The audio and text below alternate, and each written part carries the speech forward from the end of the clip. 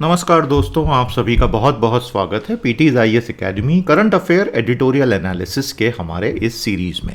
आज हम आ गए हैं हमारे सेशन नंबर 40 पर और इस सेशन में अब हम कवर करेंगे 3 अगस्त और 2 अगस्त दोनों ही दिनों के 6 महत्वपूर्ण एडिटोरियल।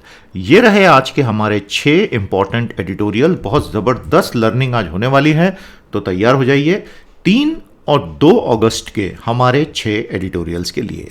सभी सिंसियर एस्पायरेंट्स का हमेशा की तरह स्वागत है। एंजॉय करें लर्निंग को, पढ़ते रहिए, बढ़ते रहिए। तो ये रहे हमारे दोनों अखबार। तो जहाँ तक 2 अगस्त का सवाल है प्यारे दोस्तों, यानी कि मंडे का, उसमें से मैं ये 4 एडिट्स लूँगा। और जहाँ तक आज का सवाल है 3 अगस्त का, उसमें से ये 2 रेलेवेंट एडिट्स लूँगा। याद रखिएगा, ये वाला एडिटोरियल बहुत अच्छा है सेरो प्रेवलेंस का, लेकिन ये हम पहले ले चुके हैं। इससे मिलता जुलता हमने 2 एडिट ले लिया है और आज वाला ये एडिट बहुत ही ज़्यादा टेक्निकल होने की वजह से हमने अवॉइड किया है। ये वाला दुष्यंत दवे जो सुप्रीम कोर्ट के वकील हैं, बहुत ही बढ़िया एडिटोरियल है, पेगासस और डेमोक्रेसी खतरे में। इसके ऊपर हम 2 एडिट्स पहले भी ले चुके हैं। तो कुल मिलाकर मैं आज ये 6 आपके साथ डिस्कस करने वाला हूं। ये रहा सिलेबस सारे मेंस के पेपर्स का और ये रहा पहला एडिट। तैयार हैं आप सभी? शुरू कर दें। पहला edit OBC reservation in the all India quota पर है। Delayed implementation of all India quota OBC reservation. ये आपको GS2, GS4 प्रीलिम्स और ऐसे में काम आ सकता है। Long overdue. लॉन्ग ओवरड्यू का मतलब होता है कोई ऐसी चीज जो बहुत लंबे समय से पेंडिंग चल रही थी। भारत देश में जो हमारे अलग अलग राज्य मेडिकल कॉलेज चलाते हैं, उनमें एक ऑल इंडिया कोटा होता है और उस ऑल इंडिया कोटा में बहुत लंबे समय से 27% ओबीसी रिजर्वेशन की डिमांड चल रही थी, जो फाइनली 2021 में मद्रास हाईकोर्ट की झिड़की के बाद अब पूरी की गई है। सरकार न केवल ओबीसी को आगे बढ़ाने में इंटरेस्टेड है, but it has also remained keen to advance the interest of the socially advanced sections. तो जो सामाजिक रूप से ऑलरेडी समाज में आगे चल रहे हैं, उस सामाजिक तबके के इंटरेस्ट को भी आगे बढ़ाने में सरकार ने पूरा इंटरेस्ट शो किया है और इसीलिए लगे हाथों सरकार ने इसमें आर्थिक रूप से पिछड़े 10% लोगों का भी कोटा लगा दिया। याद रखिएगा, इसमें SC ST OBC अप्लाई नहीं कर सकते हैं। ये सब जो कुछ हुआ है 27% plus 10% in the all India quota, ये इसलिए हुआ क्योंकि तमिलनाडु की द्रविड़ मुनेत्र कड़गम पार्टी ने मद्रास उच्च न्यायालय में अपील लगाई थी, जिसने फिर सरकार से सवाल जवाब किए थे, जिसने फिर तुरंत अपने इस वादे को पूरा कर दिया। ऑल इंडिया कोटा होता क्या है? देखिए, all India quota 15% under graduate medical और डेंटल सीट्स में होता है और 50% पोस्ट ग्रेजुएट सीट्स में होता है सेंट्रल पूल के लिए। 2007 में सुप्रीम कोर्ट ने काफ़ी सालों के बाद फाइनली, पहले सुप्रीम कोर्ट ने मना किया था, लेकिन फाइनली सुप्रीम कोर्ट ने ही 2007 में 15% शेड्यूल्ड कास्ट और 7.5% शेड्यूल्ड ट्राइब का रिजर्वेशन अलाउ किया था। और पैरेलल में क्या हुआ था, जितने भी सेंट्रल एजुकेशनल इंस्टीट्यूशंस थे, उन सभी में ओबीसी का 27% रिजर्वेशन आ चुका था। लेकिन मेडिकल और डेंटल के जो स्टेट कॉलेजेस चलते हैं भारत में, उनमें जो 27% ओबीसी का मिलना था, AIQ उससे बाहर रहा। समझ गए? इस 27% ओबीसी रिजर्वेशन का पुरजोर विरोध मेडिकल काउंसिल ऑफ इंडिया करती रही, लेकिन सरकार ने इसका कभी भी खुल के विरोध नहीं किया था। Clearly this omission of reservations in AIQ was discriminatory. तो इसमें भेदभाव तो हुआ ही है। इतने सालों में हजारों बच्चों को जो लाभ मिल सकता था वो नहीं मिला। ऐसा क्यों हुआ? ये क्योंकि जो ओबीसी, मतलब हम इसको डिस्क्रिमिनेटरी क्यों बोल रहे हैं, एडिटर बोलता है, क्योंकि there were OBC seats in medical institutions run by centre. तो जो केंद्र सरकार सीधे सीधे चलाती है मेडिकल कॉलेज, उनमें ओबीसी सीट्स थी and state specific quotas in those run by state. और जो राज्य चलाते थे, उन राज्य के कॉलेजेस में भी हर राज्य का अपना अपना ओबीसी कोटा होता था। तो जब राज्यों ने अपनी टोटल 100% सीटों में से एक छोटा हिस्सा ऑल इंडिया डोमिसाइल फ्री कोटे के लिए दिया, तो उसमें ये वाले रिजर्वेशन अपने आप एक्सटेंड हो जाने चाहिए थे, लेकिन ये हुए नहीं। वो रिजर्वेशन फ्री हो गया ऑल इंडिया कोटा, तो वो गलत था। प्रॉब्लम ये हुआ था कि क्योंकि AIQ की सीटें राज्यों के कोटे से आई थी, तो तो उस राज्य की, मतलब हर राज्य विशेष की अपनी अपनी आरक्षण नीति उस ऑल इंडिया कोटा पे लागू होनी चाहिए थी, लेकिन अब हर राज्य की अपनी अलग अलग हो सकती थी। तो मद्रास उच्च न्यायालय ने 2020 में ये व्यवस्था दी कि क्योंकि ये सारी नीतियां हर राज्य की अलग अलग होती हैं, तो इसमें बेस्ट है कि सेंटर की एक नीति रिजर्वेशन पे लागू कर दो। फिर ये मामला इतना गर्म हो गया कि फाइनली जुलाई 2021 में केंद्र सरकार ने 27% ओबीसी और लगे हाथों 10% ईडब्ल्यूएस भी पीछे पीछे लगा दिया। ऑल इंडिया कोटा में लगाया, ध्यान रखिएगा, जो टोटल सीट्स का एक छोटा हिस्सा होता है। आ गया समझ में आपको? तकनीकी विषय है और रिजर्वेशन से संबंधित कोई भी प्रश्न कभी पूछा जाएगा तो उसका ये बहुत इंपॉर्टेंट हिस्सा अब होने वाला है, इसलिए हमने बता दिया। तो इसकी समरी आप हमें निकाल के ज़रूर बताइएगा। After a long delay the reservations for OBCs was allowed in the AIQ for medical seats in state colleges. It was largely due to the intervention by the state government via the High Court. I hope आपको clear हो गया। प्यारे साथियों, बहुत ही शानदार course IAS की complete 360 degree तैयारी के लिए आप तुरंत हमारे कोर्स में एनरोल कर लीजिए। वेब लिंक दी हुई है, जानकारी लीजिए, टीम से बात कीजिए। बहुत बढ़िया इसके फीचर्स हैं और बहुत ही रीजनेबल इसकी प्राइस है। मुझे पूरी उम्मीद है आप हमारे साथ ज़रूर जुड़ेंगे और पूरा लाभ लेंगे। अगर कोई भी आपके सवाल हो तो आप हमसे पूछ सकते हैं।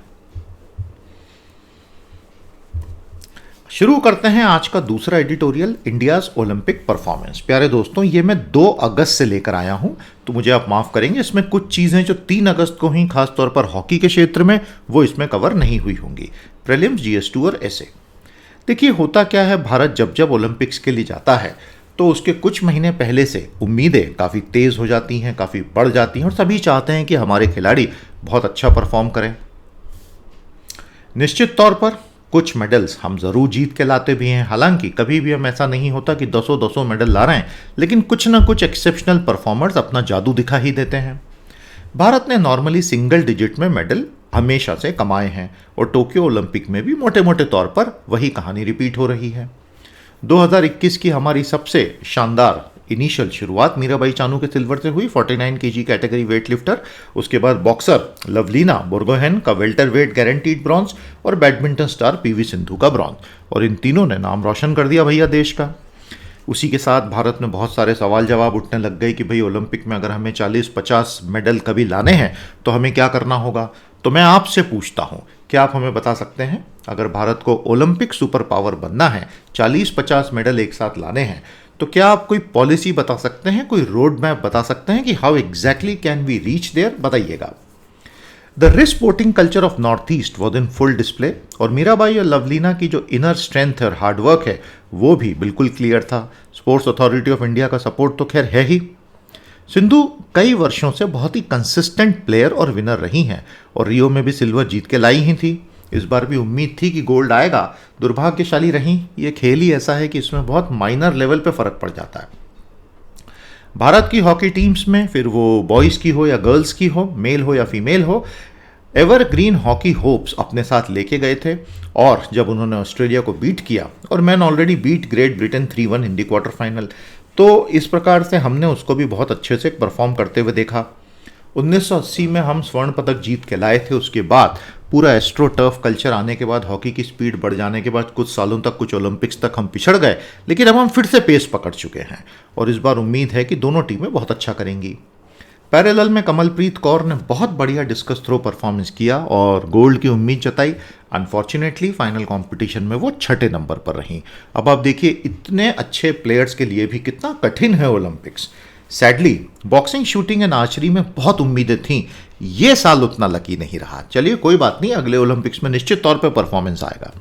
इंडिविजुअल एक्सीलेंस और नेशनल प्राइड, ये दोनों चीज़ें जब मिल जाती हैं तो किसी एक व्यक्ति के लिए, जो स्पोर्ट्समैन होता है, दबाव दोगुना हो जाता है। तो इसलिए क्या होता है, जो प्रोफेशनल कॉम्पिटिशन्स होती हैं वहाँ तो लोग परफॉर्म कर लेते हैं, लेकिन जब एक पूरे राष्ट्र की उम्मीदें आप पे आ जाती हैं तो अच्छे से अच्छे खिलाड़ी भी बहुत दबाव में आते हैं। वो हमने नोवाक जोकोविक के साथ देख ही लिया। क्या देखा हमने, बताइए।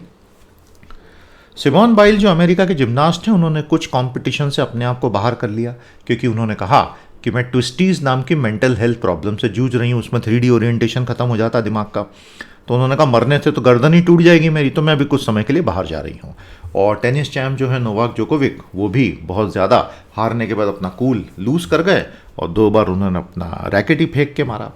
तो कहीं ना कहीं प्यारे दोस्तों, भारत को अब एक लंबी रेस का घोड़ा बनने के लिए प्लानिंग करनी पड़ेगी। और हम कर सकते हैं परफॉर्म, हमारे पास टैलेंट है, लेकिन अभी कहीं ना कहीं दिशा की अभी थोड़ा सा अभाव तो दिख रहा है।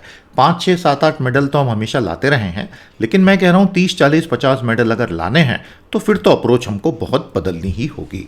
With all its limitations, the Indian Olympic squad has done whatever best it could with hopes of hockey reigniting the old flavor running high.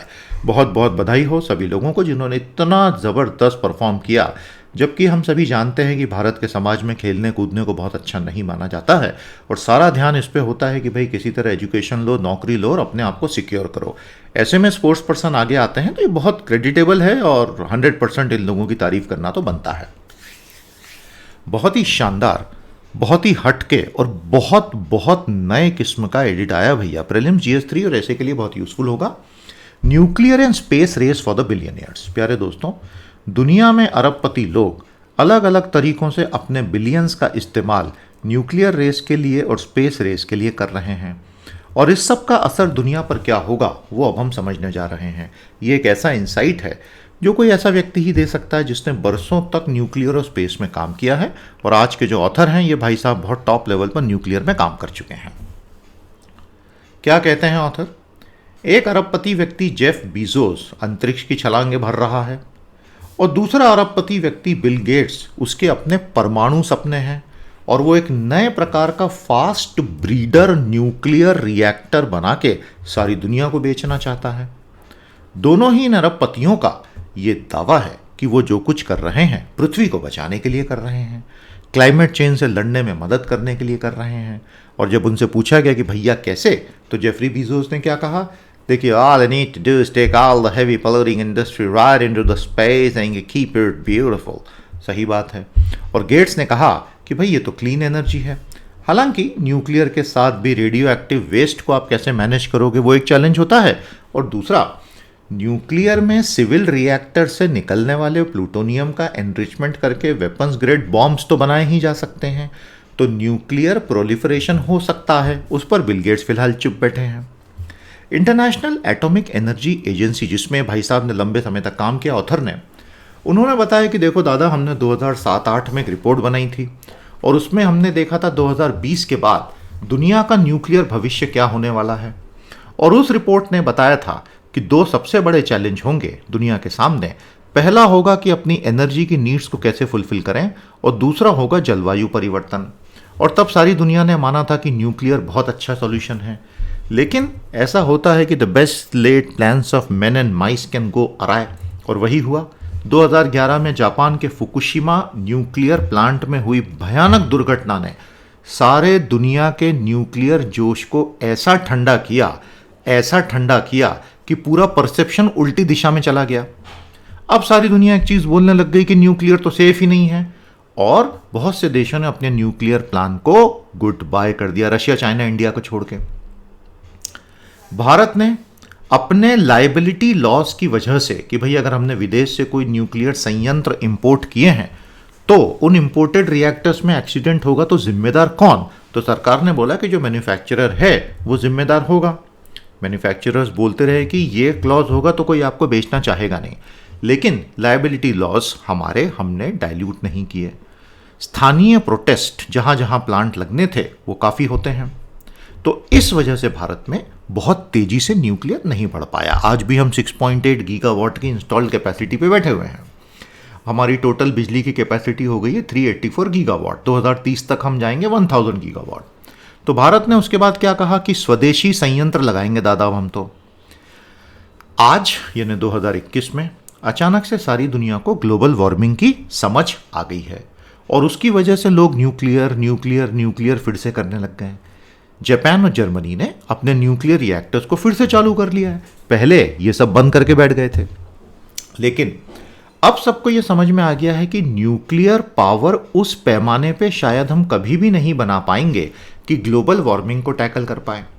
और हर देश की अपनी अपनी विनियामक और नीतिगत वातावरण ऐसा नहीं होता कि न्यूक्लियर पावर हर जगह बहुत अच्छे से बनाया जा सके। बिल गेट्स साहब की कंपनी है टेरा पावर। अब बिल गेट्स इतना अमीर आदमी है कि वो तो जो चाहे प्रोजेक्ट चालू कर सकता है, और इसमें बिल गेट्स ने क्या किया है, अपने वैज्ञानिकों के साथ नेट्रियम फास्ट ब्रीडर रिएक्टर का प्रोटोटाइप वायोमिंग स्टेट में लगा दिया है कि भाई देख लो चला के।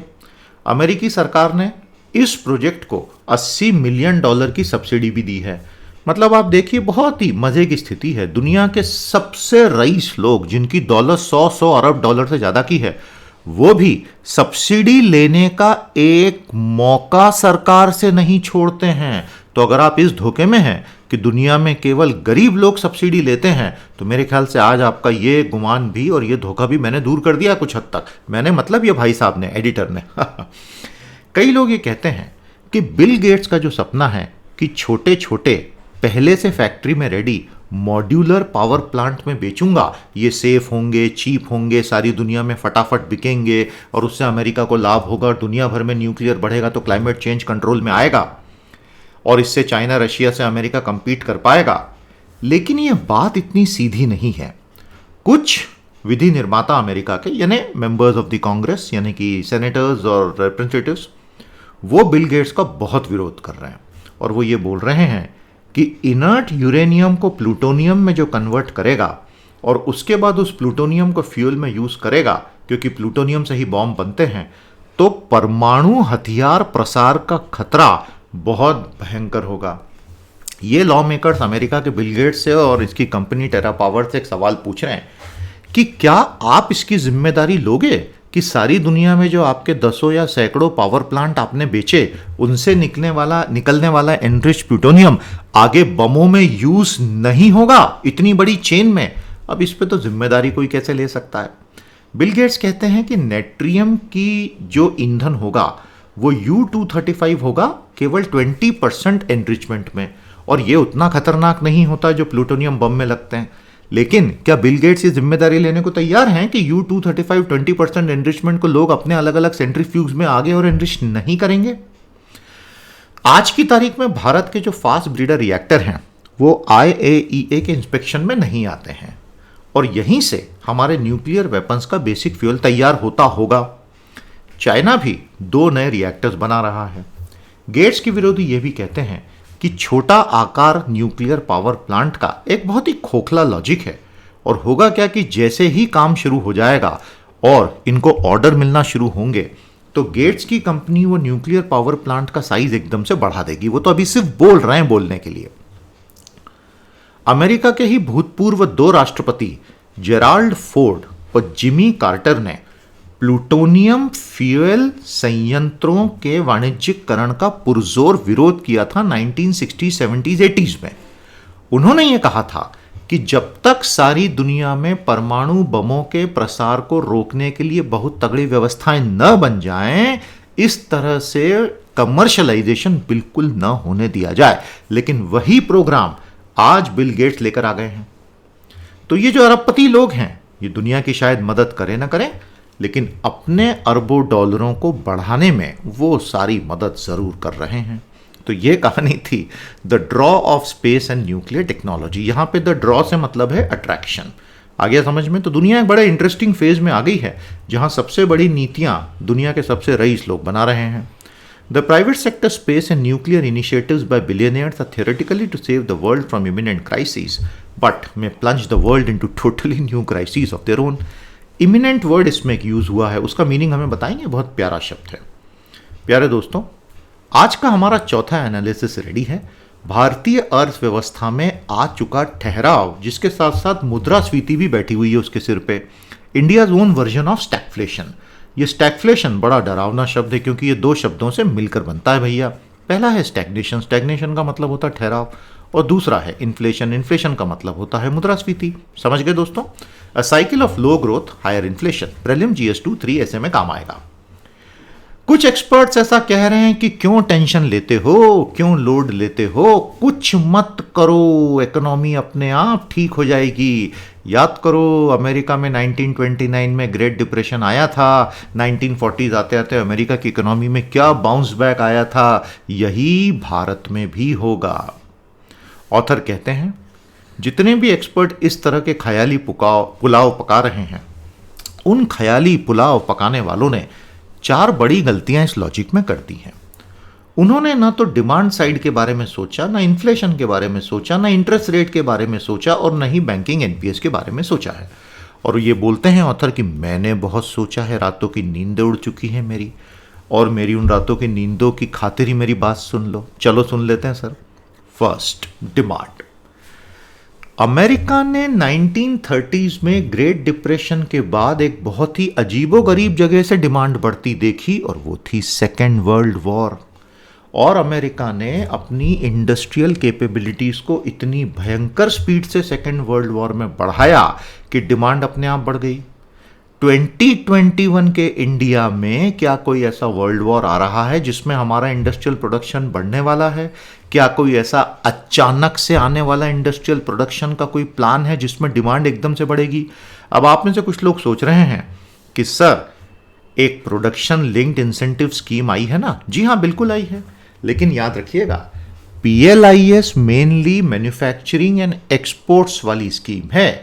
इसमें करोड़ों लोगों को नौकरियां देके उनके जरिए डिमांड बढ़ाने की कोई योजना ही नहीं है। उसमें तो जॉब्स का कोई एंगल ही नहीं है। PLIS में प्रोडक्शन लिंक्ड इंसेंटिव में सरकार लाखों करोड़ों की सब्सिडी कंपनियों को मैन्युफैक्चरिंग करके एक्सपोर्ट के लिए देगी with zero job generation target.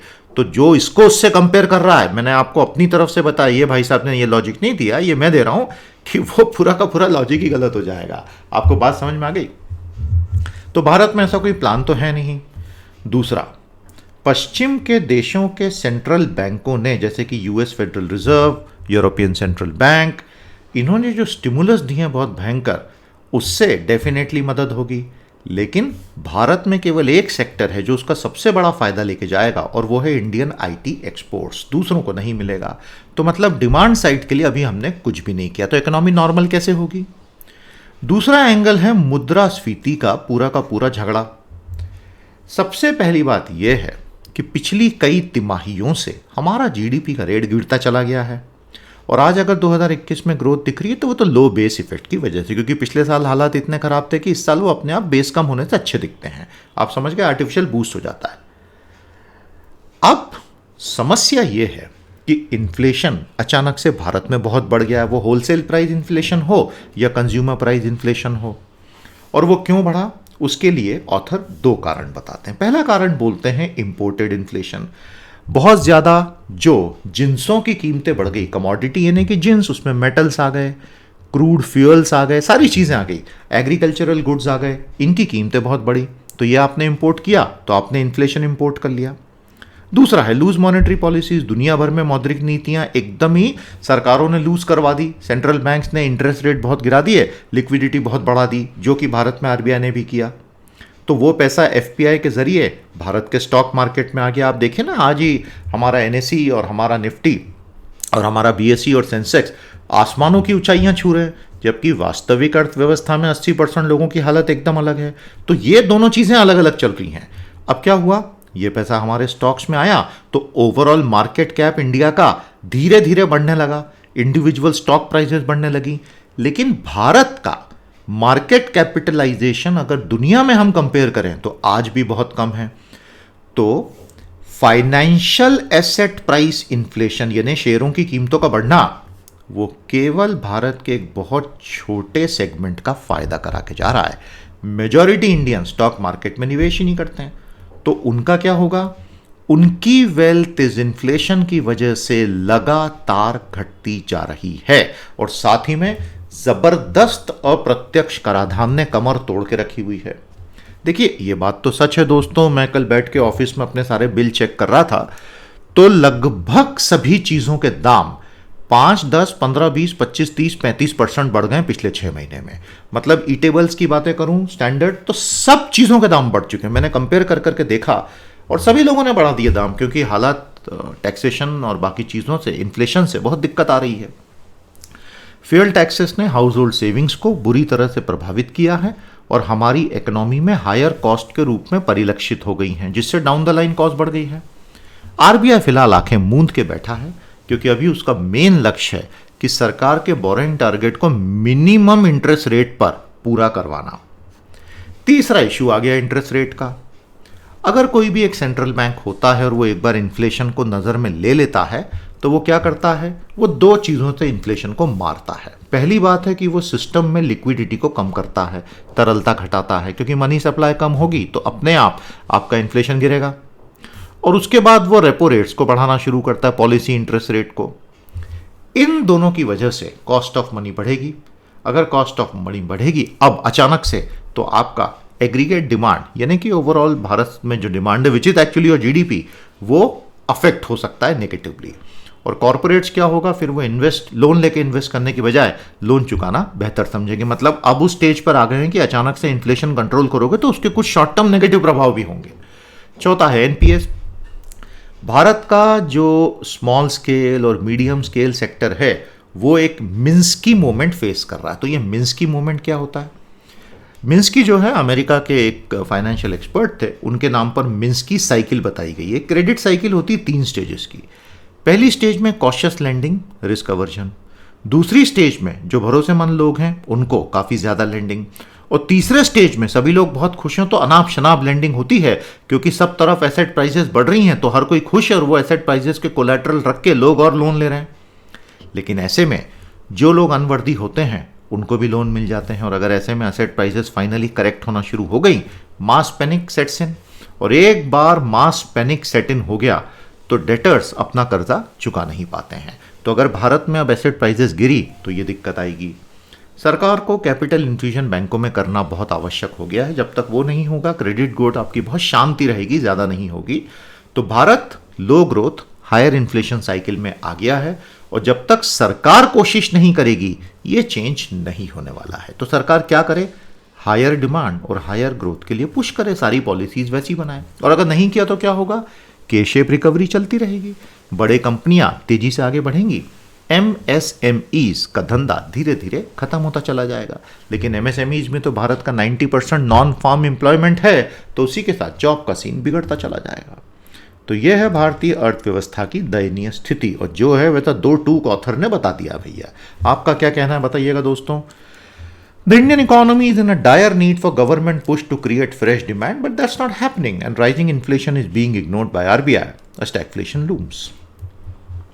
अब हम आ गए आज के 5वें एनालिसिस पे, जो 3 अगस्त के अखबार से आया है। और ये बहुत अच्छा एनालिसिस है, आपको एग्जाम में सीधे सीधे काम आएगा। GS2-3 ऐसे प्रीलिम्स में है और यूजफुल है। और India's job situation PLFS data analysis. आप सभी जानते हैं दोस्तों कि सन 2011-12 तक भारत में जो एम्प्लॉयमेंट अनएम्प्लॉयमेंट सर्वे होता था वो NSSO कैरी करता था। सरकार ने 2017 से वो सब खत्म करके PLFS शुरू करवा दिया। तो उसके तीसरे राउंड का डेटा आ चुका है, समझ गए?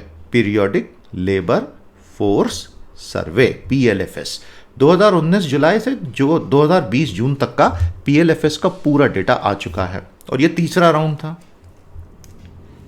3 बड़े इंडिकेटर कवर होते हैं, ये एग्जाम में काम आएगा, बहुत अच्छे से नोट्स बना लेना। लेबर फोर्स पार्टिसिपेशन रेट, श्रम बल भागीदारी दर।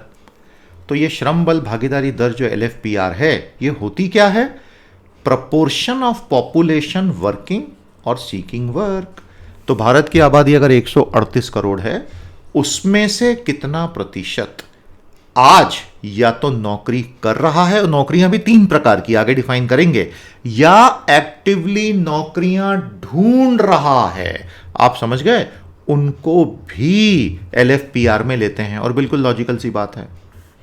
दूसरा है वर्कर पार्टिसिपेशन रेट WPR, श्रमिक भागीदारी दर। तो ये क्या होती है? Proportion of population which is working, यानी not seeking work, actually working. और तीसरा है अनएम्प्लॉयमेंट रेट, बेरोजगारी दर UR क्या है? Proportion of the labour force seeking work and not getting it. क्या आपको अब समझ में आ गया? तो दोस्तों, एक होता है टोटल पॉपुलेशन, फिर एक होता है उस पॉपुलेशन के अंदर का लेबर फोर्स, जो लेबर फोर्स पार्टिसिपेशन रेट, यानी आपकी आबादी का कितना हिस्सा काम कर रहा है या काम ढूंढ रहा है। दूसरा होता है वर्कर पार्टिसिपेशन रेट, जो आपकी आबादी का हिस्सा एक्चुअली काम कर रहा है। और तीसरा होता है अनएम्प्लॉयमेंट रेट, जो लेबर फोर्स काम ढूंढ तो रही है लेकिन उसको मिल नहीं रहा, तो अनएम्प्लॉयमेंट रेट वहां से आता है। ऑथर ये कहते हैं कि पीरियोडिक लेबर फोर्स सर्वे ने ये ढूंढ के निकाला कि 2019-20 में अनएम्प्लॉयमेंट रेट गिर गया, अच्छी बात है। लेकिन अगर आप थोड़ी सी सतह को खुरच के देखते हैं तो उसके नीचे की सच्चाई बहुत अलग निकल कर आती है।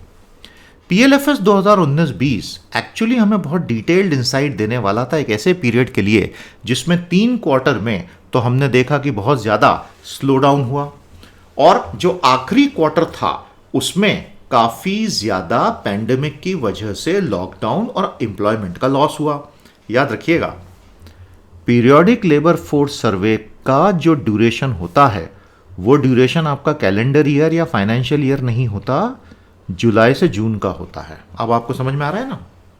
लेकिन क्या बताया पीएलएफएस 2019-20 ने? अनएम्प्लॉयमेंट रेट तो गिर के केवल 4.8 रह गया, 3 साल का सबसे कम।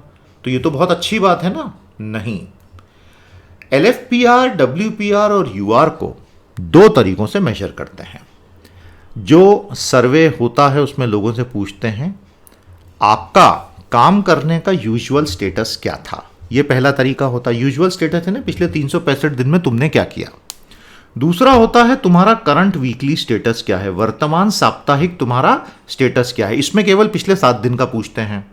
आपको बात समझ में? 2 तरीकों से एलएफपीआर, डब्ल्यूपीआर, यूआर तीनों का सर्वे होता है।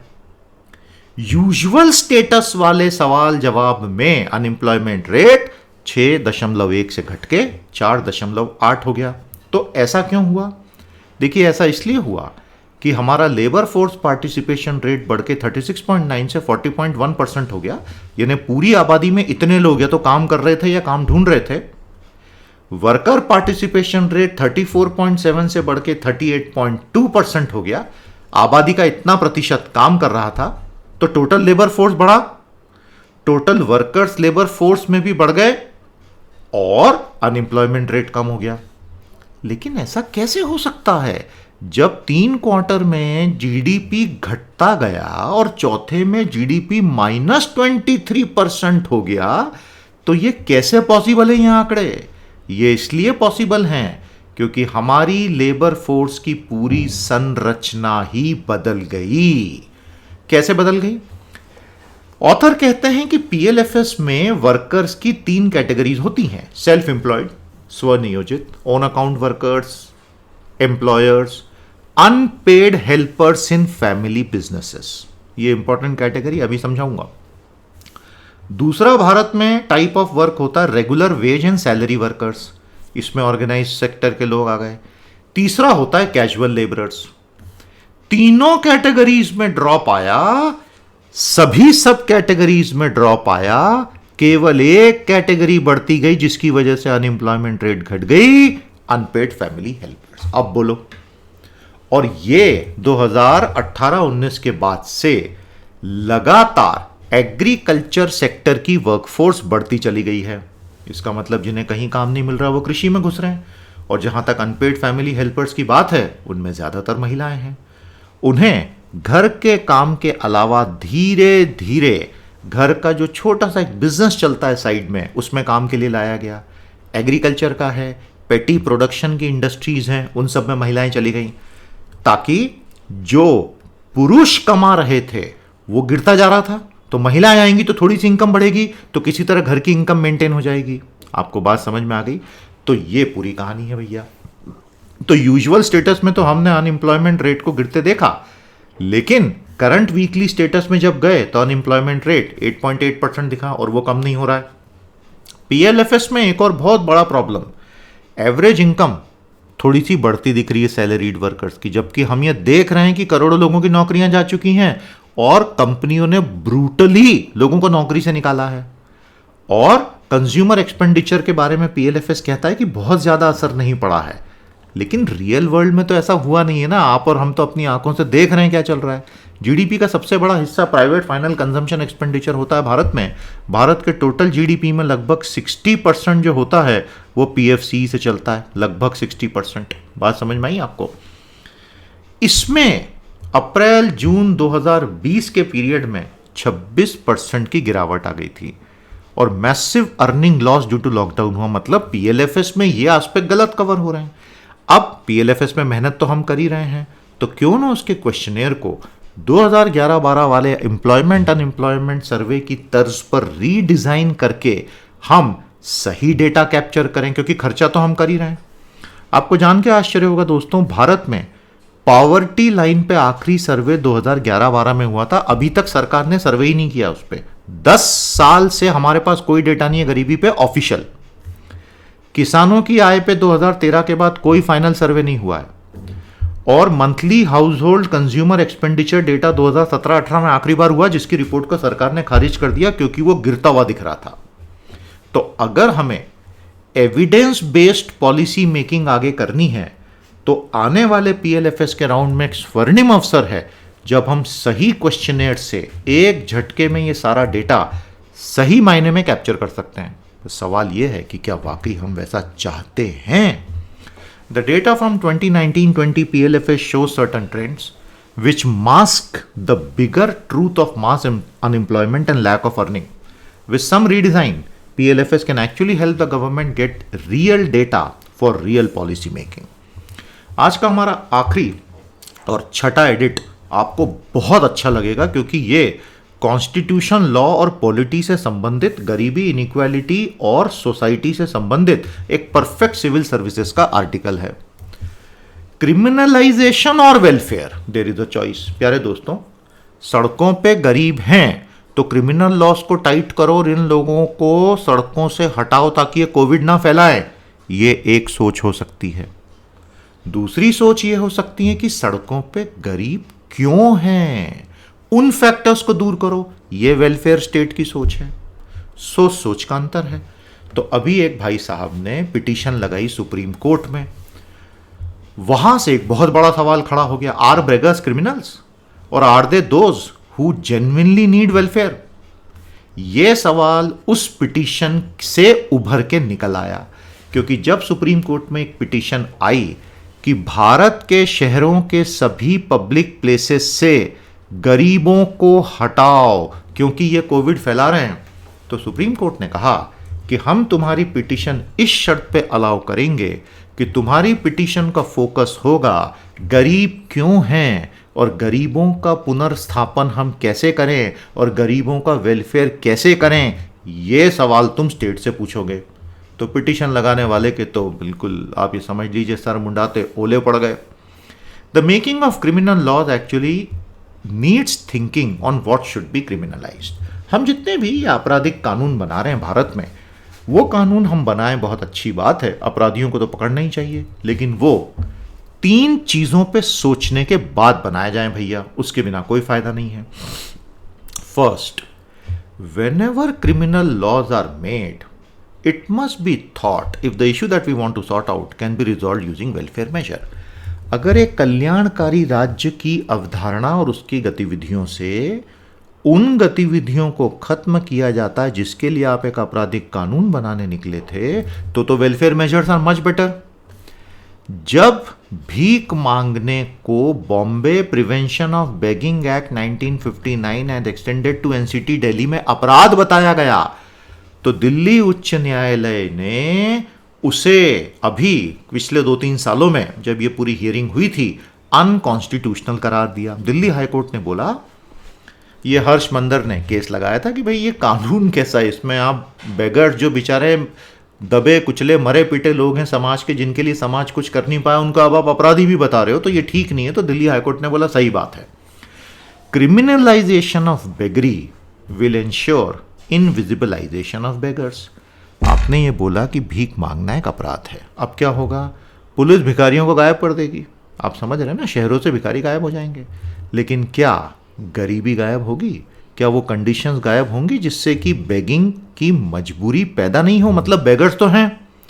एक और उदाहरण है द लॉ विच क्रिमिनलाइजेस ट्रिपल तलाक। वो क्या बोलता है, हम मुसलमान औरतों को प्रोटेक्ट कर रहे हैं, Muslim women protection of rights on marriage act, बहुत अच्छी बात है, लेकिन क्या इस कानून ने जेंडर इनइक्वालिटी को दूर किया, social stigma attach to divorce को दूर किया, bad job prospects after divorce को दूर किया?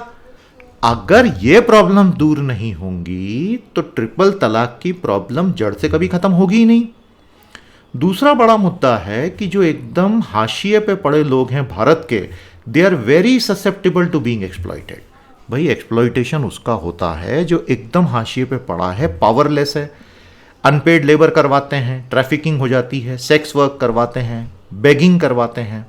अगर ये करवाने वाले अपराधियों के खिलाफ आपराधिक कानूनों का इस्तेमाल होगा तो बहुत अच्छी बात है, लेकिन क्या वो करने से वो कंडीशंस बदलेंगी जिससे भविष्य में ये लोग मार्जिनलाइज नहीं होंगे? बिल्कुल नहीं। So you should take action against the pimps and the brothel owners, but please create alternative dignified employment for the rescued, because rescuing a sex worker has no meaning unless you offer opportunities. Where will she go? तो जब हम welfare aspect of exploitation पे ध्यान देते हैं तब हमारी आंखों के सामने पड़ी धुंध हट जाती है। हमें यह दिखता है कि शोषण हो किसका रहा है, और फिर हमें हर जेंडर, कास्ट, क्लास और एज ग्रुप में सबसे कमज़ोर का शोषण साफ साफ दिखता है। तो इसके लिए जिम्मेदार कौन है? सोसाइटी और स्टेट। अब शायद सोसाइटी जो है खुद को आईने में देखना नहीं चाहती, इसलिए क्रिमिनलाइजेशन की तरफ बात करती है, लेकिन आज हमारे देश ने, हमारे समाज ने, यानी मैंने और आपने, हमारे इन गरीब भाइयों और बहनों को एसेंशियल्स ऑफ लाइफ नहीं दिए। Food, clothing, shelter, health, education, तो बेचारे गरीब हो गए और वो भीख मांगने को मजबूर हो गए। Let the criminal law not be used as a quick fix for problems that are essentially welfare state issues. Let welfare state be a welfare state. तभी लॉन्ग रन में प्रॉब्लम खत्म होंगी, नहीं तो ये प्रॉब्लम तो वहीं की वहीं बनी रहेगी। बहुत गहरी बात और बहुत खूबसूरत बात कही गई है। आई होप आपको समझ में आई प्यारे दोस्तों। When we look at begging as a problem to be contained using the criminal laws, we get a perspective that's different from when we see it as a failure of society that needs a resolution via welfare methods. प्यारे साथियों, जयशंकर जी ने भारत का क्या role रहेगा UNSC presidency के तहत बहुत clearly उसके ऊपर बात कही है, और ये बहुत अच्छे से बोला है कि भाई इंडियन टीम क्या क्या परस्यू करने वाली है और उसमें चाइना को लेकर हमारी क्या राय रहेगी। ये बाय रोटेशन चलता है, एक अच्छा मौका भारत को सही समय पे मिला है। सेंट्रल इंफॉर्मेशन कमीशन ने केंद्र सरकार को ऑक्सीजन पैनल और ऑक्सीजन अवेलेबिलिटी पर जानकारी देने से मना करने पर डांट लगाई है कि भाई ऐसा मत करो, डेटा दे दो। Myanmar junta ruler takes the PM role. ये वहां के जनरल साहब हैं जिन्होंने अभी पूरा कू किया था और डेमोक्रेटिक सरकार को हटाया था, और वो इकोनॉमी को संभालने के लिए प्रधानमंत्री का पद भी ले चुके हैं। बहुत बहुत बधाई, क्रांति आने वाली है। जीएसटी कलेक्शन में फिर से अपटिक आया, जुलाई का 1,16,000 करोड़ का डेटा आया। आप भी कई बार सोचते होंगे ना कि ऐसा कैसा होता है कि पूरे जुलाई का डेटा 1 अगस्त को ही सरकार दे देती है। ये दरअसल जून के ट्रांजैक्शंस होते हैं जो जुलाई में रिपोर्ट होते हैं, इसलिए ये 1 ही तारीख को आता है, नहीं तो अदरवाइज तो आपको पता है कई महीने लगते हैं। आप जीडीपी का डेटा देखिए ना, जीडीपी का डेटा कितने महीने बाद आता है सामने। Government plans to observe birth anniversary of Rajendra Chola. ये करंट अफेयर्स और एंशंट हिस्ट्री के हिसाब से बहुत इंपॉर्टेंट खबर होगी, इसको अच्छे से पढ़ लीजिएगा। भारत के होम मिनिस्टर ने उत्तर प्रदेश की तारीफ करते हुए कहा है कि यह भारत का एक रोल मॉडल प्रदेश है। कानून व्यवस्था अगर कहीं सीखनी है किसी को, उत्तर प्रदेश में आके सीखिए। सही बात है। लक्षद्वीप में नीति आयोग एक बहुत लंबा चौड़ा कंस्ट्रक्शन प्रोजेक्ट ला रहा है। कितनी अच्छी बात है। देखिए, डेवलप कर देगा नीति आयोग, जैसे पूरे भारत को डेवलप किया है, स्मार्ट सिटीज बनवाई, इतना अच्छा कर रहा है। वहाँ अंडमान निकोबार में पूरा हाईवे बना रहा है प्रिस्टीन आइलैंड पे, तो यहाँ पर पूरे भारत की बड़ी होटल चेन्स को बुलाया गया है कि आओ भाई अच्छा बड़ा कंस्ट्रक्शन का काम करो, देखो कितना बिजनेस हो सकता है। बहुत बढ़िया नीति आयोग, लगे रहो। स्टेट्स लगातार सेक्शन 66A को लेकर सिंसियरिटी नहीं दिखा रहे हैं। सुप्रीम कोर्ट बहुत नाराज है। इसके ऊपर खबरें जो है 2 दिनों से लगातार आ रही हैं। ये एक और खबर आज भी आई है। 66A में जो लोगों के ऊपर केस होते हैं, आपने कुछ अपने विचार व्यक्त किए साइबर स्पेस में, तो अब सुप्रीम कोर्ट ने फाइनली डंडा घुमाया है कि केसेस को खत्म करो। सुप्रीम कोर्ट ने कहा है कि किसी भी व्यक्ति का प्रिवेंटिव डिटेंशन तभी आप करोगे जब एक्चुअल पब्लिक डिसऑर्डर क्रिएट हुआ होगा, नहीं तो नहीं। उत्तर पूर्व के सभी बीजेपी सांसदों ने प्रधानमंत्री महोदय से मिलकर वहां की सारी समस्याओं के लिए कांग्रेस को जिम्मेदार बताया है। असम और मिजोरम दोनों ही बीजेपी के द्वारा शासित प्रदेश हैं।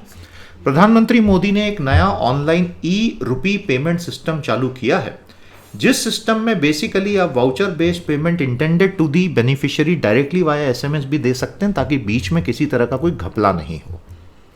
एक्सपर्ट्स ने कहा है कि फूड फोर्टिफिकेशन जो कंपलसरीली चालू करवा दिया गया भारत में, उसके साइंटिफिक स्टडीज अभी तक पूरे नहीं हुए हैं, थोड़ा रुक के करना चाहिए, नहीं तो उसका कुछ गलत असर ना आ जाए।